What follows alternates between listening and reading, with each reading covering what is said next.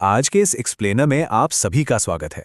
आज हम 26 मई 2026 की उन सभी बड़ी खबरों और अपडेट्स पर बात करने वाले हैं जो हमारी दुनिया को एक नई दिशा दे रहे हैं। तकनीक से लेकर कूटनीति और अर्थव्यवस्था तक सब कुछ कितनी तेजी से बदल रहा है, इसके कुछ बहुत ही शानदार उदाहरण आज हमारे पास हैं। तो चलिए, बिना किसी देरी के सीधे इन अहम घटनाक्रमों पर नजर डालते हैं। आज हम जिन मुख्य विषयों को कवर करेंगे उनमें शामिल हैं रक्षा और राष्ट्रीय बुनियादी ढांचा, उसके बाद बैंकिंग, व्यापार और अर्थव्यवस्था, फिर अंतरिक्ष, तकनीक और विज्ञान, चौथा है वैश्विक कूटनीति और लचीलापन, और आखिर में खेल, संस्कृति और कुछ महत्वपूर्ण दिवस। चलिए, अपने पहले विषय से शुरुआत करते हैं, जो है रक्षा और राष्ट्रीय बुनियादी ढांचा। तो देखिए, आज की सबसे बड़ी खबरों में से एक है भव्य योजना। सरकार ने इसके लिए पूरे 33,660 करोड़ रुपए का भारी भरकम बजट तय किया है। इसका सीधा सा मकसद है देश भर में 100 ऐसे इंडस्ट्रियल पार्क बनाना जो पूरी तरह से वर्ल्ड क्लास हों और जहां तुरंत निवेश किया जा सके। ये सिर्फ कोई कागजी योजना नहीं है, बल्कि मेक इन इंडिया और पीएम गति शक्ति के विजन को जमीन पर उतारने का एक बहुत ही आक्रामक और बड़ा कदम है, ताकि हमारी मैन्युफैक्चरिंग क्षमता में जबरदस्त उछाल आ सके। और ये मैन्युफैक्चरिंग क्षमता कैसे बढ़ रही है, इसका एक बेहतरीन उदाहरण हमारी रक्षा तैयारियों में भी देखने को मिल रहा है। एक तरफ हम पूरी तरह से स्वदेशी तकनीक पर जोर दे रहे हैं, जैसे महाराष्ट्र के शिरडी में नए एनआईबीएफ डिफेंस कॉम्प्लेक्स का उद्घाटन हुआ है, और भारत के पहले 300 किलोमीटर रेंज वाले सूर्यास्त्र रॉकेट लॉन्चर का भी सफल परीक्षण कर लिया गया है। वहीं दूसरी तरफ हम इंटरनेशनल लेवल पर भी अपनी ताकत बढ़ा रहे हैं, जिसके तहत फ्रांस से 114 राफेल जेट खरीदने का 3,25,000 करोड़ रुपए का एक बहुत बड़ा प्रस्ताव रखा गया है। इसके अलावा जो चीज़ इसे पूरी तरह से मॉडर्न बनाती है वो है भारतीय सेना का नया क्यू फोर्स ऐप। ये लॉजिस्टिक्स को पूरी तरह से डिजिटल कर देगा। मतलब अब युद्ध की क्षमताएं सिर्फ हथियारों पर नहीं, बल्कि तकनीक और डेटा पर भी काफी हद तक निर्भर कर रही हैं। अब जरा एनर्जी इंफ्रास्ट्रक्चर की तरफ चलें तो लद्दाख की पुगा घाटी में ओएनजीसी का जियोथर्मल प्रोजेक्ट एक बहुत ही कमाल का इंजीनियरिंग कारनामा है। जरा सोचिए, वहां की जमा देने वाली ठंड में भी 2025 में 405 मीटर तक ड्रिलिंग करने के बाद अब 2026 में इसे 1000 मीटर तक बढ़ाया जा रहा है। ये कोई छोटी बात नहीं है। और इस पूरी मेहनत का लक्ष्य क्या है? वित्तीय वर्ष 2027 तक 1 मेगावाट का पायलट जियोथर्मल पावर प्लांट चालू करना।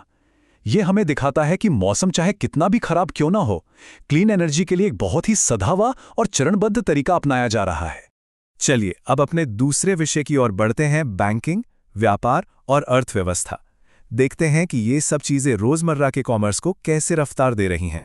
यहां पर मैं आपका ध्यान सिर्फ एक नंबर की तरफ खींचना चाहूंगा, और वो नंबर सच में हैरान करने वाला है। 15,373 करोड़ रुपए। ये इंडिया पोस्ट का मुनाफा है, जो उनके पूरे 170 साल के इतिहास में सबसे ज्यादा है। बिल्कुल रिकॉर्ड तोड़। तो सवाल यह है कि आखिर ये चमत्कार हुआ कैसे? इसका सबसे बड़ा कारण है इंडिया पोस्ट का आईटी 2.0 आधुनिकीकरण। मतलब डिजिटल अपग्रेड्स का सीधा असर मुनाफे पर दिख रहा है।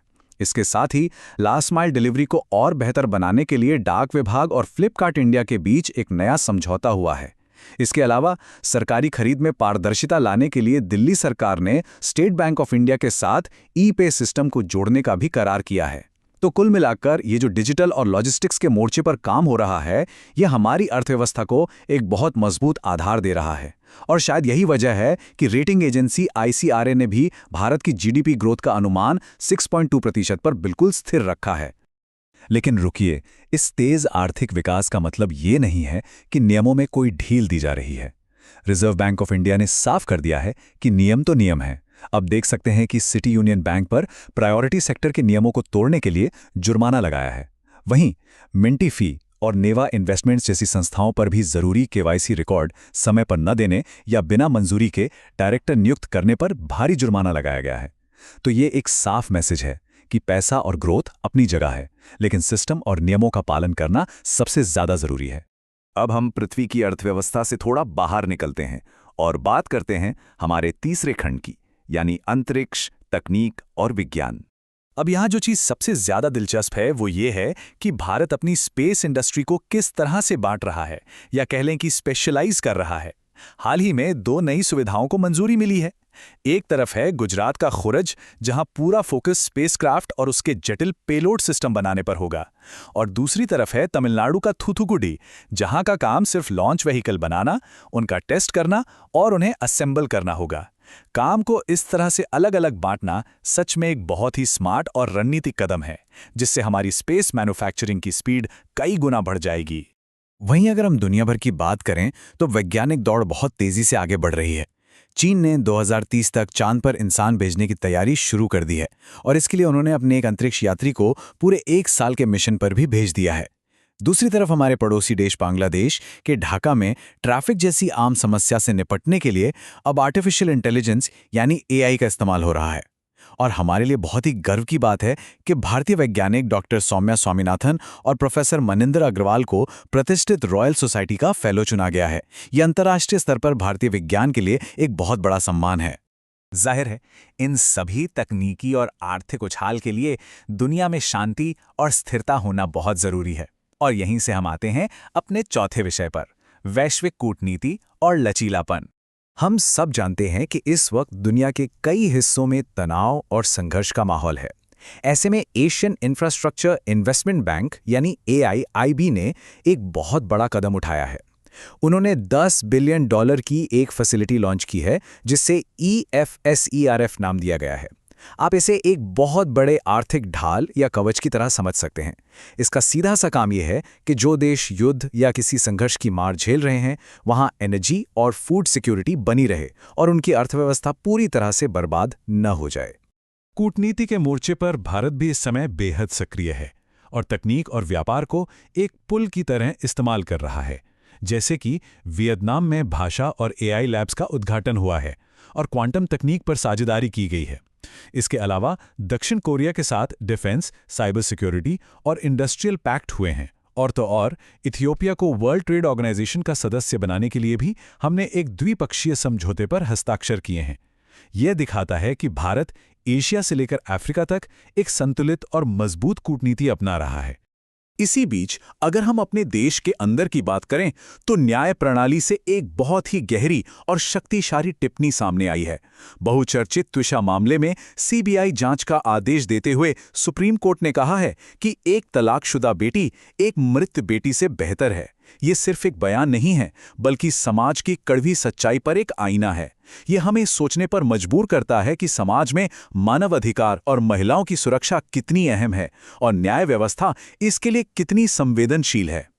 और अब हम अपने एक्सप्लेनर के आखिरी यानी 5वें हिस्से पर पहुंच गए हैं, जहां हम खेल, संस्कृति और कुछ महत्वपूर्ण दिवसों की बात करेंगे। आज हर क्षेत्र में कुछ न कुछ कमाल हो रहा है। सबसे पहले ITBP की पहली महिला टीम ने माउंट एवरेस्ट फतेह कर लिया है, जो कि महिला सशक्तिकरण और साहस की एक अद्भुत मिसाल है। वहीं रेसिंग की दुनिया में मर्सिडीज के किमी एंटोनेली ने कनाडियन ग्रैंड प्रिक्स जीतकर अपनी लगातार चौथी फॉर्मूला 1 जीत दर्ज की है।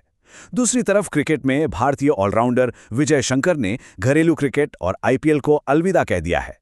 और अगर सिनेमा की बात करें तो फ्रांस के कान फिल्म फेस्टिवल में फ्योर्ड ने पाल्मे डी ओर और मिनोटोर ने ग्रैंड प्रिक्स जीतकर अपनी कला का लोहा मनवाया है। मतलब हर फील्ड से शानदार खबरें आ रही हैं।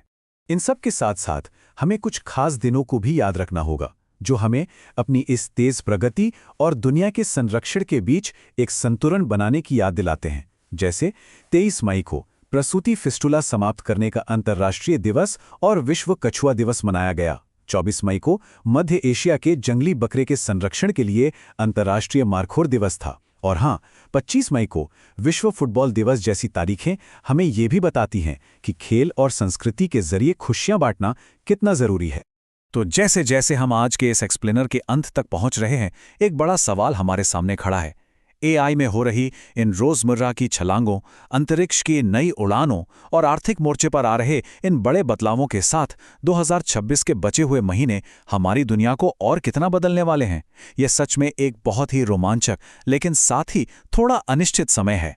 इन सभी जानकारियों पर नजर रखना हमें इस बदलते हुए कल के लिए तैयार रहने में मदद करेगा। हमारे इस एक्सप्लेनर में जुड़ने के लिए आपका बहुत बहुत शुक्रिया।